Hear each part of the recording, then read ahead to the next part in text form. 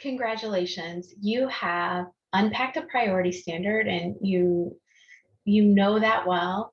You have created a progression and now you're ready to create a structure in your classroom that allows you to use these progressions and do responsive teaching. So today what I want to teach you is how to set up a structure in your classroom that allows you to assess where students are at and immediately in the moment be able to teach them responsibly, or even plan for that based on data and then have time in your day to be able to teach them responsibly. Let's go to my document camera here. I work with teachers all levels and that teach all content areas, and the workshop model works for all levels and all content areas. We use it in early childhood all the way to the collegiate level. So I worked yesterday with college professors and was teaching them how to use this in their classrooms. So I'm going to just create just like a little model for us and then talk through it as we go. The workshop model, I just want you to think about this as your time in your day that you have your students, your block, your class period, your schedule, whatever it is, your time that you have with them. And this is going to be the whole amount of time. And we're going to kind of divide this up into chunks. So this chunk here is just what I'm doing right now. It's the mini lesson. It's a brief, explicit teaching time.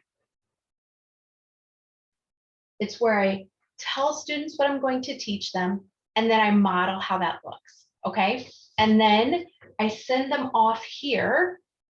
After I send them off, I teach them one thing and say, now go do it. And they go out here and they actually do that. And this time here is independent practice or application. Okay, so what's happening in this time? This is when students are out there and they're trying and practicing, and then I, the teacher, meets with students. So I meet with them in small groups and teach them something. I meet with them individually and I teach them something. That's what happens here. And then we come back, this mini lesson, 10 minutes. We come back here and we can share.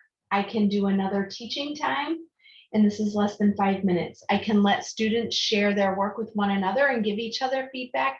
I can do any of those things. If I notice that my students are struggling in this time with stamina, I might pause and do a mid-workshop teaching.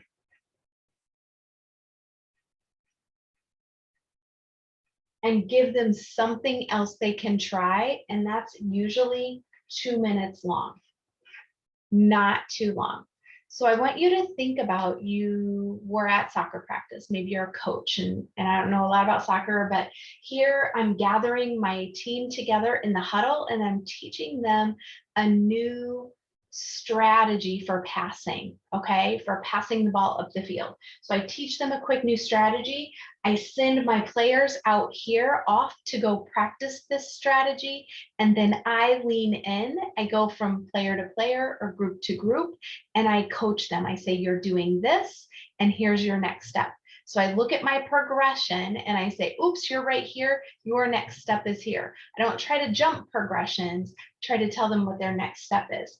At the end of the practice, we come together, we talk about, hey, let's celebrate what's going well. Let's talk about what we could try next. And that is exactly what the workshop model looks like in a classroom.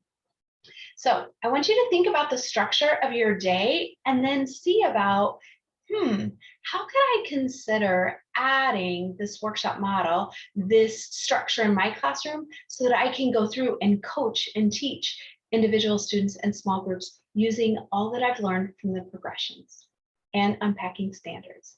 Have a great day.